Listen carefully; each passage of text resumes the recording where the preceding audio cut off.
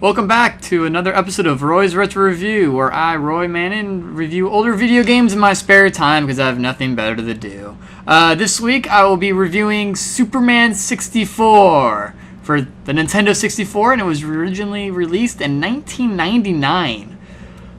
So let's get down to it. So the story of Superman 64, or the New Adventures of Superman, is Lex Luthor has kidnapped all of Superman's friends and placed them in a virtual version of Metropolis. He then tasks Superman with going in and rescuing them before he, kills them, for the most part. Superman must do this by completing Lex Luthor's challenges, one of which is the infamous fly-through ring segments, and the other is more of, fighting bad guys on the ground.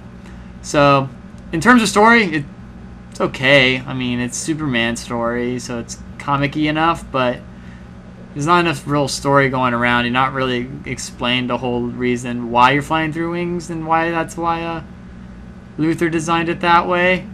But apparently that's just how he gets his kicks, is having Superman fly through rings. So on that aspect, the game, it's mediocre at best.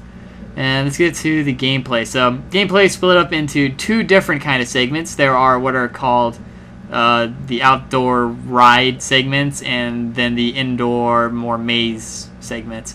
If you've ever played this game, you're probably more familiar with what's going on in the background, which are what are considered the ride segments, where you fly through rings. You can miss up to 3 rings before you get a, would you want to try again thing, and you fail. These tend to be as far as most people get because they are by far one of the worst things about this game. The flight controls are horrendous. This game is very hard to control while Superman is flying. It is very, very, very, very boring and repetitive. In between sets of rings for at least the ride portions, you have to do these stupid little tasks where you have to pick up a car or beat up one guy. And if you fail that, you have to start the ring segment over again. Because heaven forbid that, you're timed on everything, so, you waste 3 seconds longer doing it. And that's the other thing, is you're timed. So, and usually the timer is just set just low enough to where you could make it if you made it through all of them fairly quickly. But on the whole, they're fairly difficult, and it's just annoying. Honestly, in this playthrough, I got more annoyed with the rings than I did in my first playthrough of this, because I remember getting really excited about this game back in when it first was released, because I like Superman, or I should say I liked Superman a little bit more back in that time period, and I just got my Nintendo 64 finally after buying it on eBay, and I just was like, yay, Superman game, this should be fun. And then I'm playing it and I'm like, this is kind of boring. And then you get to the first, I guess what's considered a maze portion. And, the game's okay at those parts, and I'll talk about those in a little bit. But getting through these ring segments drove me nuts. And I gave up pretty much right after the first level when I was playing this the first time. This time I didn't even get past the first ring part. I just said screw it and stopped playing. This game, it's just that bad.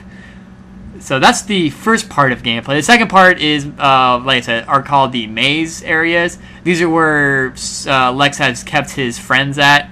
And these tend to be a little bit more playable. You basically just beat up bad guys. And you're still timed, but, it's a little bit more of that action-adventure. There's a little bit more puzzle solving involved. And they're generally a little bit more fun than the rest of the gameplay, but the fighting stuff, once again, the gameplay controls for fighting and superpowers was horribly mapped. And I played this on a keyboard, and I remember the N64 controller, that was horribly mapped as well. But it's just, none of the gameplay aspects of this game work. It's just something about it. It's just one of the most infuriating games I've ever played. And this is why, if you've ever read a review or, seen award shows for some of the worst games ever, Superman 64 tends to top that list out pretty quickly.